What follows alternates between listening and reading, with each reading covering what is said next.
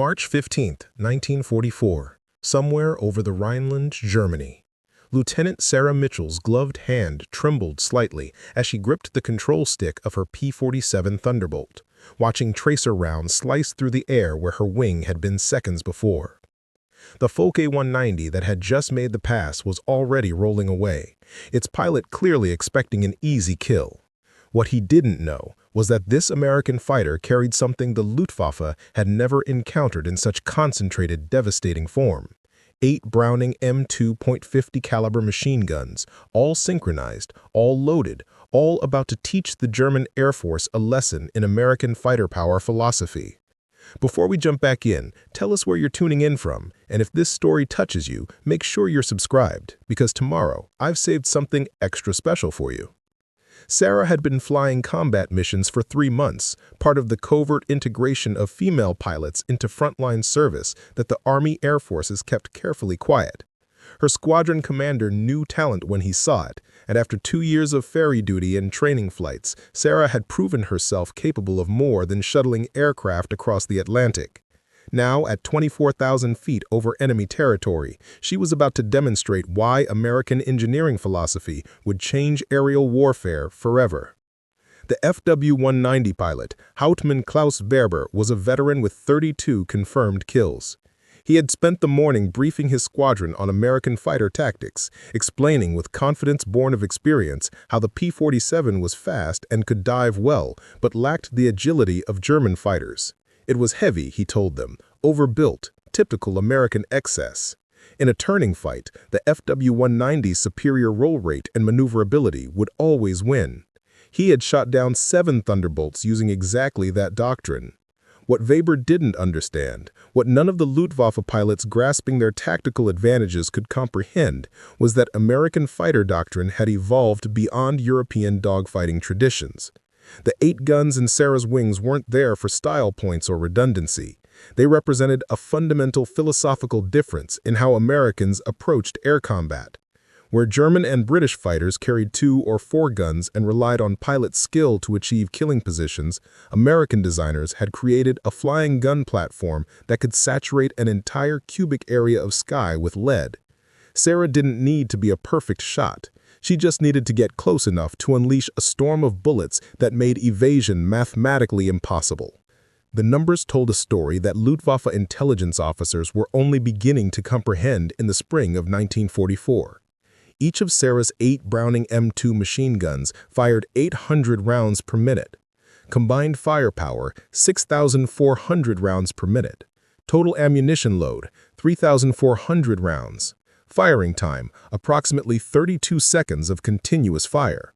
But those weren't just numbers on a specification sheet.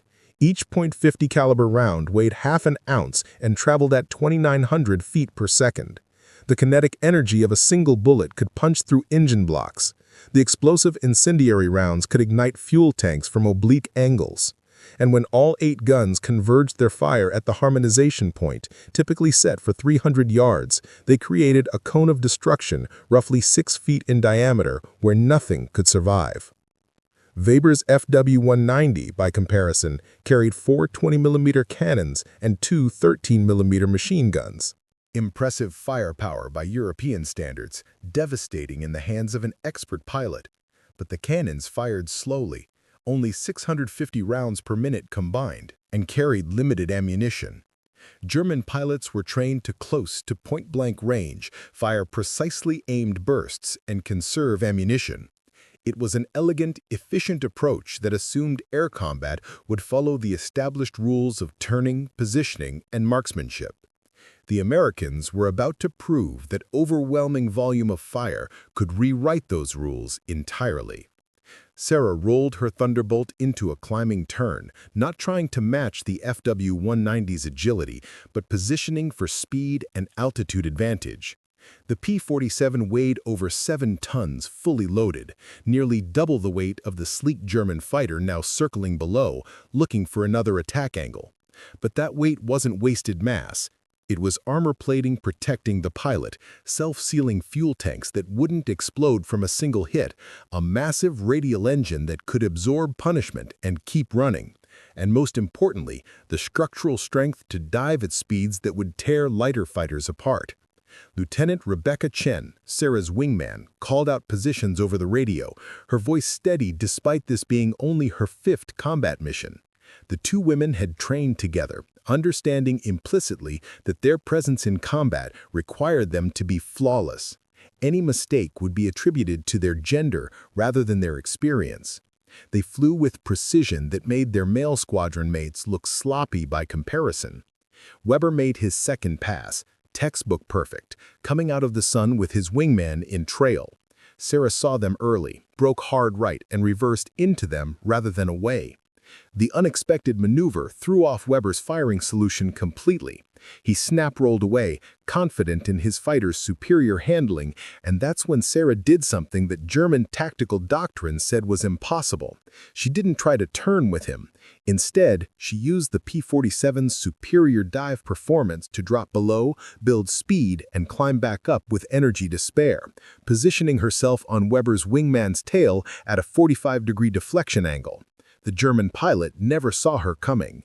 Preparing and narrating this story took us a lot of time, so if you are enjoying it, subscribe to our channel. It means a lot to us.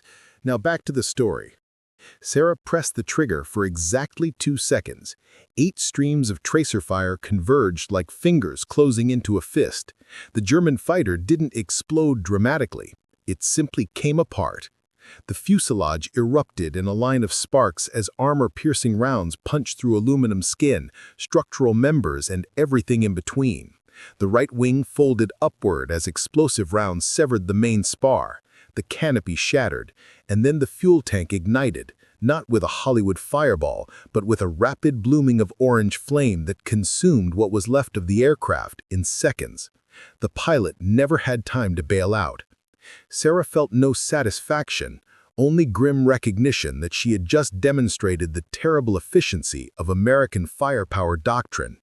Weber saw his wingman disintegrate and for the first time in his combat career felt something close to fear. He had seen aircraft shot down before, had done it himself dozens of times, but this was different. The American pilot hadn't needed to achieve a perfect 6 o'clock position, hadn't needed to fire a sustained burst while holding a difficult deflection angle. She had simply pointed her aircraft in the general direction of his wingman and erased him from the sky with a brief trigger squeeze. The volume of fire was incomprehensible. It wasn't marksmanship. It was industrial-scale violence delivered by someone who understood that enough bullets in a small enough space made precision irrelevant. The engagement that followed would be studied in fighter tactics schools for the next 80 years. Weber tried every maneuver in the Luftwaffe playbook.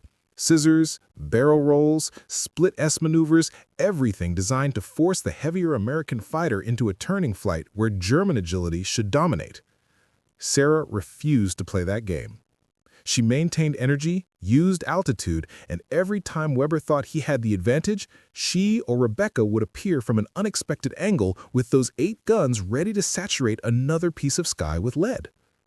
The P-47's superior high-altitude performance became evident.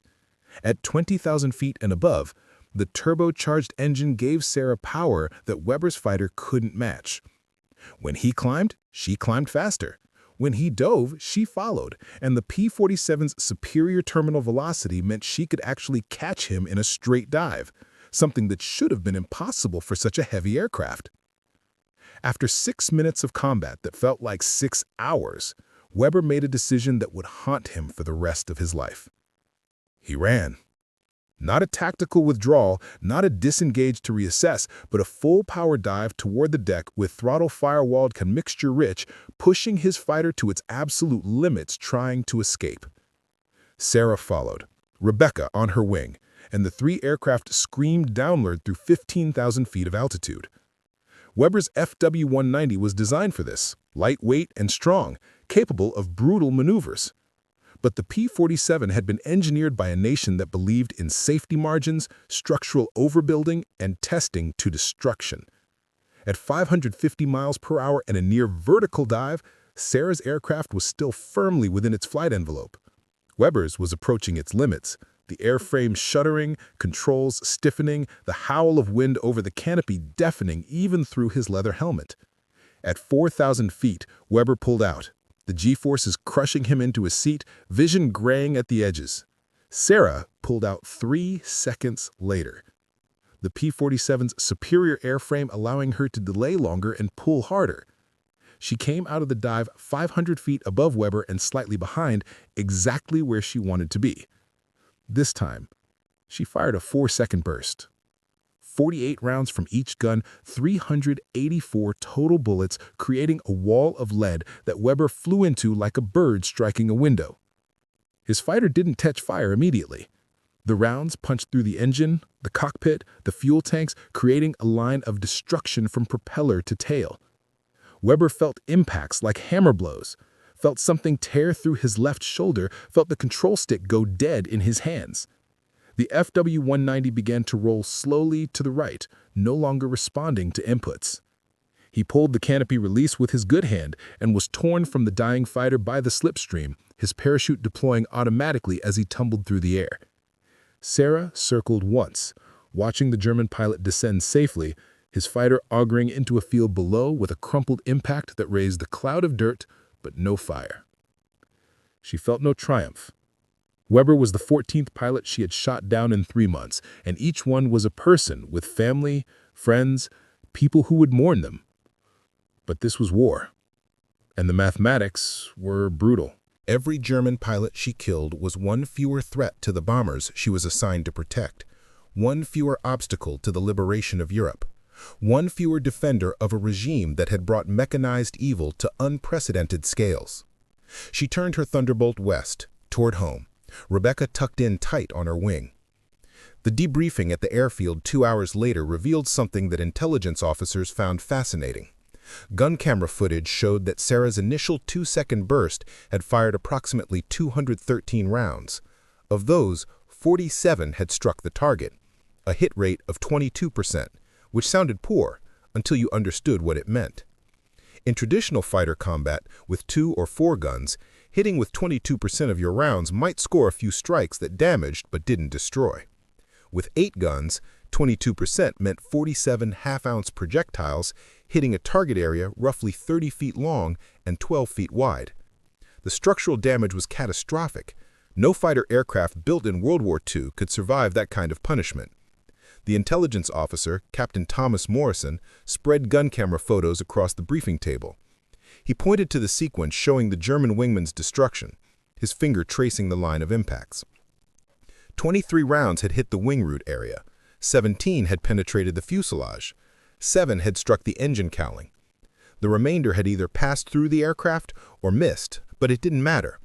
The FW-190 had ceased to exist as a functional aircraft in the space of 2 seconds.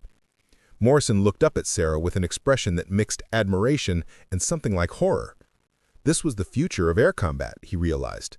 Not elegant dogfighting between skilled pilots, but overwhelming application of firepower that reduced aerial combat to mathematics. Whoever could put more bullets in the air, faster, with better accuracy, would win. And America had just demonstrated that it could do all 3 better than anyone else. Word spread quickly through the Luftwaffe unit stationed in Western Germany. A heavy American fighter had shot down 2 FW-190s in a single engagement, including Klaus Weber, who had survived to tell the tale from a hospital bed with a shattered shoulder. The story grew in the telling, as war stories always do, but the core facts remained undeniable. The American fighter had not tried to dogfight. It had used speed, altitude, and overwhelming firepower to simply erase German fighters from the sky. The psychological impact was profound. Luftwaffe pilots who had grown comfortable with their tactical superiority over previous American fighters now faced something new. The P-47 wasn't trying to beat them at their own game. It was playing a different game entirely, one where the rules favored industrial capacity over individual skill. 3 days after the engagement, Sarah was summoned to a meeting with her group commander, Colonel James Patterson. She expected recognition, perhaps a medal recommendation. Instead, she walked into a room full of Army Air Forces brass, including 2 generals she recognized from newsreels. They wanted to understand how she had achieved such a decisive victory against experienced German pilots. Sarah explained her tactics methodically, using her hands to demonstrate angles and positions. She talked about energy management, about using the P-47's strengths instead of fighting its weaknesses, about how 8 guns meant you didn't need perfect positioning, just good enough, about how the massive ammunition load meant she could fire longer bursts without worrying about running dry, about how the armor and rugged construction meant she could take hits and keep fighting. One of the generals, a grim-faced man with pilot's wings from the First World War, leaned forward. He asked the question that Sarah had been expecting since she pulled the trigger on that first burst. Did the 8 guns make the difference? Or would a lighter fighter with 4 guns have achieved the same result? Sarah considered her answer carefully. She thought about the split seconds that defined air combat, about the impossible deflection angles, about targets that appeared and disappeared in heartbeats. She thought about her training, about the countless hours on the gunnery range, about the doctrine that had been drilled into every American fighter pilot. Then she told them the truth. With 4 guns, she might have damaged both German fighters. With 8 guns, she had destroyed them. The difference wasn't subtle. It was survival. The general nodded slowly, understanding. American fighters would continue to be built around the 8-gun battery, regardless of weight penalties or complexity, because in the brutal arithmetic of air combat, overwhelming firepower was worth any cost. The ripple effects of Sarah Mitchell's engagement spread far beyond a single airfield debriefing. Within weeks, reports from across the European theater began painting a picture that Luftwaffe High Command found increasingly disturbing. American P-47 Thunderbolts were not just surviving combat, they were dominating it. The 8-gun configuration that German tacticians had dismissed as wasteful American excess was proving to be a revolution in aerial warfare. Pilots who had spent years perfecting deflection shooting and conservation of ammunition were being overwhelmed by Americans who could afford to spray entire sections of sky with bullets and still have ammunition to spare. The psychological warfare had begun, and it was being waged not with propaganda leaflets, but with the terrifying reality of concentrated firepower that made evasion feel futile. Oberst Heinrich Volker commanded Jagdgeschwader 54, a fighter wing stationed near Hanover with a distinguished combat record stretching back to the Battle of Britain. He sat in his operations tent on a cold April morning, reading after-action reports from his squadron leaders with growing concern. In the past 2 weeks, his wing had lost 18 aircraft to P-47s. Not damaged, not forced to withdraw, but completely destroyed. The loss rate was unsustainable. What troubled him more than the numbers was the consistency of the descriptions. His pilots, experienced men with hundreds of hours of combat hours, described feeling helpless against the volume of fire. They reported situations where they had achieved tactical advantage, maneuvered into firing position, only to find themselves under attack from another P-47 that seemed to appear from nowhere with guns already firing. The Americans were hunting in coordinated pairs, covering each other with overlapping fields of fire, creating kill zones that German fighters entered but didn't leave. Volker called a meeting of his squadron commanders that evening. The men who filed into the tent were exhausted, their faces showing the strain of flying multiple missions daily against increasingly aggressive American fighter sweeps. Hauptmann Franz Dietrich, leader of the 2nd Squadron, spoke first. His voice was steady, but his message was devastating. The Americans had changed their tactics. They were no longer simply escorting bombers and waiting to be attacked. They were actively seeking combat, diving from altitude with speed advantage, engaging with those 8 guns and destroying German fighters before effective countermeasures could be taken. The weight of fire was unlike anything Dietrich had experienced in 4 years of combat. He had watched a single P-47 fire a 3-second burst that completely disintegrated an Me-109, the pilot never even attempting to bail out because there was no time between impact and destruction. Lieutenant Joseph Brandt, the youngest squadron commander at 23, added details that made the situation even more concerning. He had been shot down the previous week, bailing out safely but losing his fighter to a P-47 piloted, he was certain, by a woman. He had caught a glimpse during the engagement, the smaller frame visible in the cockpit, the different silhouette of the flight suit. His fellow pilots had initially laughed, assuming shock or injury had confused his observations. But then other reports came in, similar sightings, and the intelligence office confirmed what seemed impossible. The Americans were so confident in their industrial capacity and training programs that they were sending women into frontline combat, not as a desperate last measure, but as routine deployment of available pilot resources. The psychological impact of this revelation was profound. If America could afford to use female pilots in combat and still dominate the skies, what did that say about the depth of their reserves? Focke understood what his commanders were telling him. The Luftwaffe was being outproduced, outgunned, and increasingly outfought.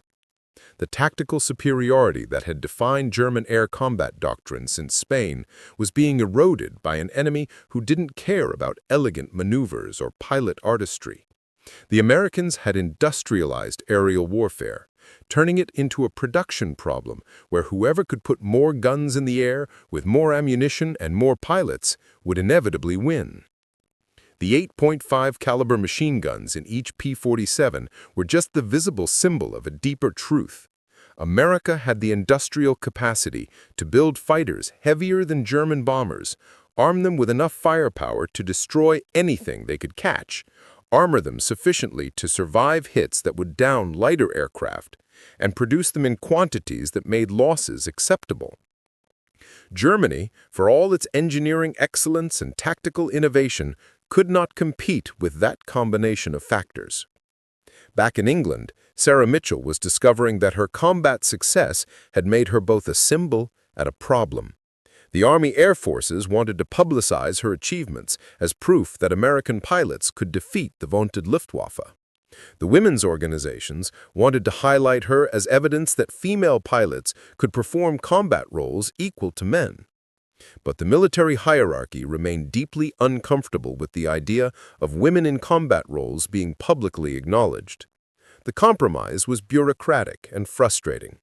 Sarah would continue flying missions, her victories would be credited to her squadron but not to her individually in public releases, and she would be available for carefully controlled interviews with military journalists who understood what could and couldn't be mentioned. She accepted this with the same pragmatism she brought to combat. The mission mattered more than recognition, and every sortie she flew was one more demonstration that the 8-gun battery could dominate European skies.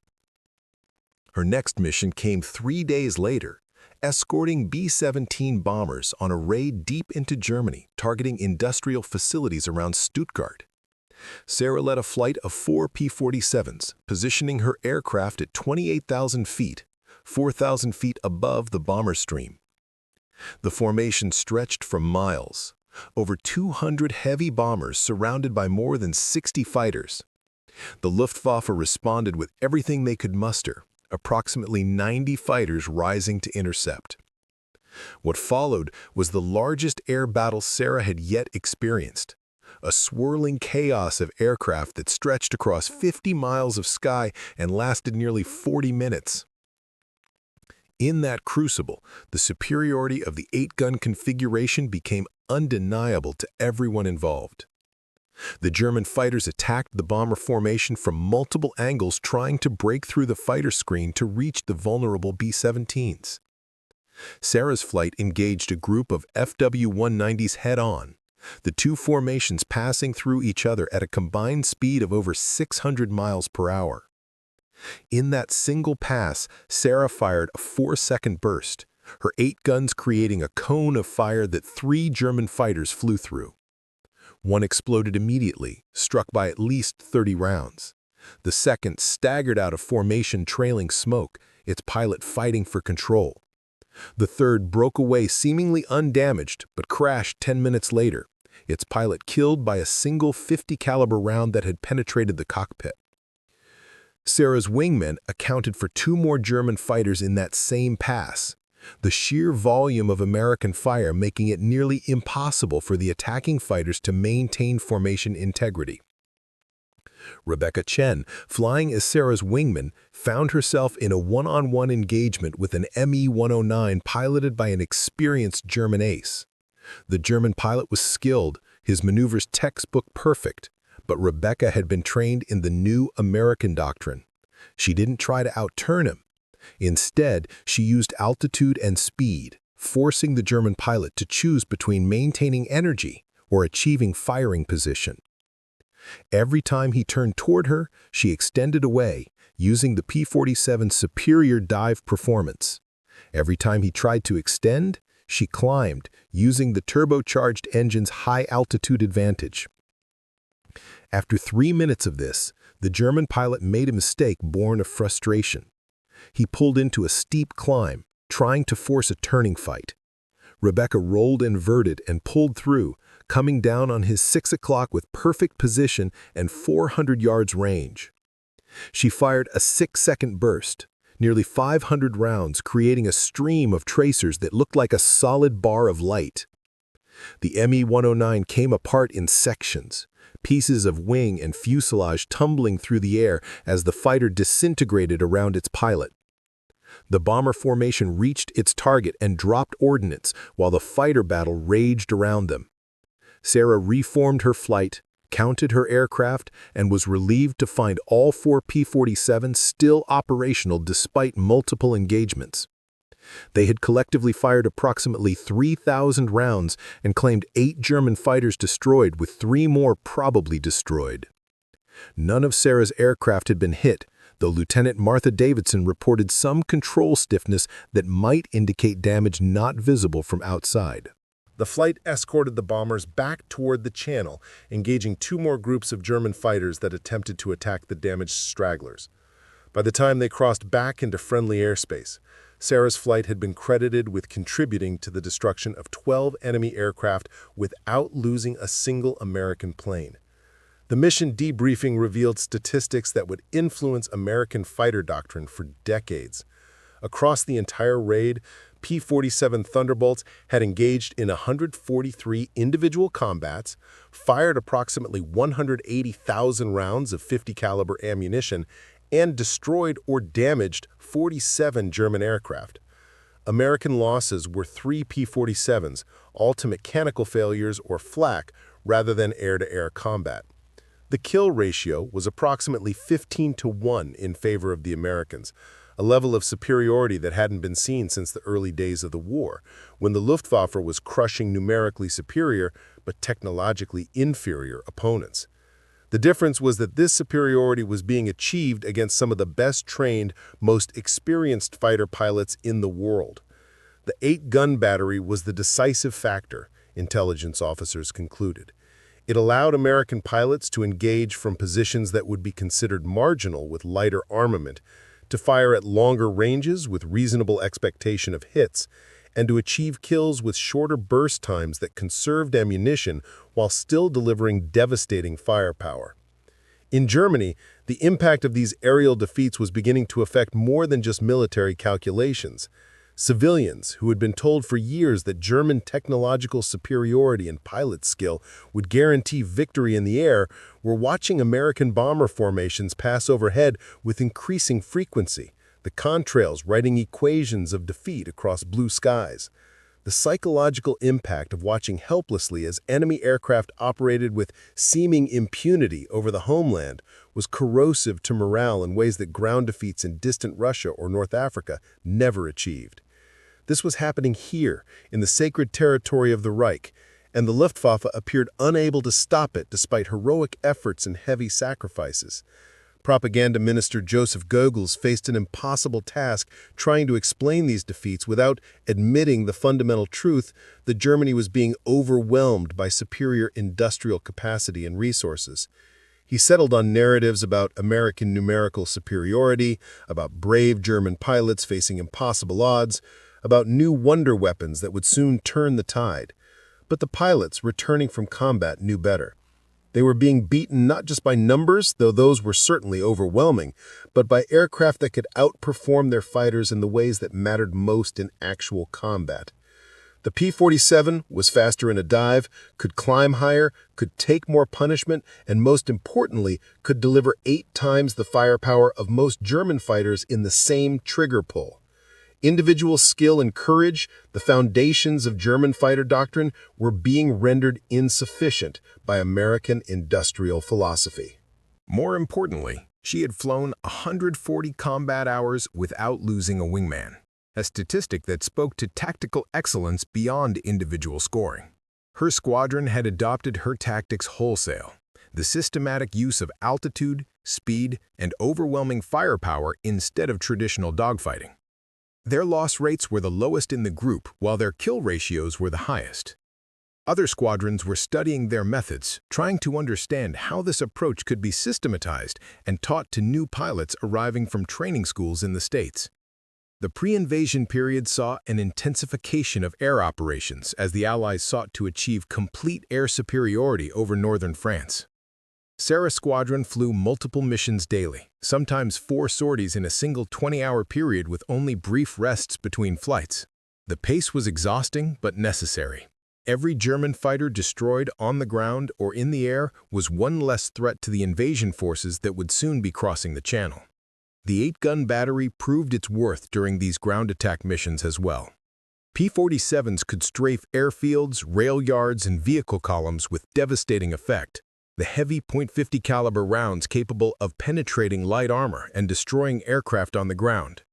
Sarah led several of these missions, her flight sweeping across German airfields at low altitude, guns hammering, leaving burning aircraft and shattered facilities in their wake. On June 5th, the day before D-Day, Sarah attended a briefing that finally revealed what all the preparation had been building toward. The invasion would begin tomorrow morning, and her squadron would be flying continuous air cover over the beaches, protecting the landing forces from any Luftwaffe interference. The briefing officer was blunt about expectations. The Germans would throw everything they had at the invasion fleet. Air combat would be intense, continuous, and crucial. The success or failure of the landing might depend on whether Allied fighters could prevent German aircraft from attacking the vulnerable troops on the beaches. Sarah looked around the briefing room at the faces of her fellow pilots, men and women who had become closer than family through shared danger. She thought about the 8 guns in her wings, about the 3,400 rounds of ammunition, about the training and tactics and experience that had brought them to this moment. They were ready. More than ready. They were the cutting edge of American aerial power, and tomorrow they would prove it. The invasion began in darkness, with paratroops dropping behind enemy lines. Sarah's squadron was airborne before dawn, patrolling over the channel as the massive invasion fleet became visible in the growing light. She had never seen so many ships, thousands of vessels stretching to every horizon, all converging on the French coast. The sight was overwhelming, a demonstration of Allied power that made her understand viscerally why the 8-gun battery had been necessary. This was industrial warfare at its absolute peak. Millions of tons of equipment and hundreds of thousands of men being thrown against Hitler's fortress Europe with such overwhelming force that victory became inevitable. The P-47, with its 8.50 caliber machine guns, was just one small part of this massive effort, but it was a crucial part. Air superiority would make the landing possible. Without it, the beaches would become killing grounds. The Luftwaffe appeared shortly after sunrise, approximately 40 fighters attempting to reach the invasion fleet. Sarah's squadron intercepted them 10 miles from the coast, and the resulting battle was brief and one-sided. The German pilots were brave and skilled, but they were outnumbered, outgunned, and facing Americans who had been preparing for this exact moment for months. Sarah destroyed 2 Me-109s in the first 3 minutes of combat, her 8 guns creating such dense fire that both German pilots bailed out rather than trying to fight through it. Her squadron accounted for 11 German fighters destroyed and 4 more damaged. Not a single enemy aircraft reached the fleet. The troops landing on the beaches would do so without aerial attack, a luxury that would save countless lives and contribute enormously to the invasion's success. Over the next 3 weeks, Sarah flew 47 combat missions supporting the invasion and breakout from Normandy. The air war became increasingly one-sided as American numerical and technological superiority crushed Luftwaffe resistance. German pilots, no matter how skilled or brave, simply could not overcome the combination of more numerous opponents flying aircraft with devastating firepower. The 8-gun battery that had seemed like wasteful excess to German tacticians was proving to be the decisive factor in aerial combat. By the end of June, the Luftwaffe had effectively ceased to exist as a meaningful force over the invasion front. They still flew missions, still achieved occasional successes, but they could not prevent Allied aircraft from operating with near impunity. The sky belonged to America and its allies, and the 8.50 caliber machine guns of the P-47 Thunderbolt had been instrumental in achieving that dominance. Sarah Mitchell's war continued for another year, flying missions over France, Belgium, and eventually into Germany itself. She would end the war with 41 confirmed kills, making her one of the most successful fighter pilots of the conflict, though her name would remain classified for decades due to military policies about women in combat. But her true legacy wasn't the number of aircraft she destroyed. It was the demonstration that American firepower doctrine, the philosophy of overwhelming violence delivered by industrial-scale production, could defeat even the most skilled opponents. The 8 guns in her wings had rewritten the rules of aerial combat, proving that in modern warfare, the nation that could produce and deploy the most firepower would ultimately prevail. The P-47 Thunderbolt and pilots like Sarah Mitchell had shown the world that American industrial might, when properly weaponized and intelligently applied, was an unstoppable force. The lesson would echo through decades of military doctrine influencing aircraft design and tactical thinking long after the last guns of World War II fell silent.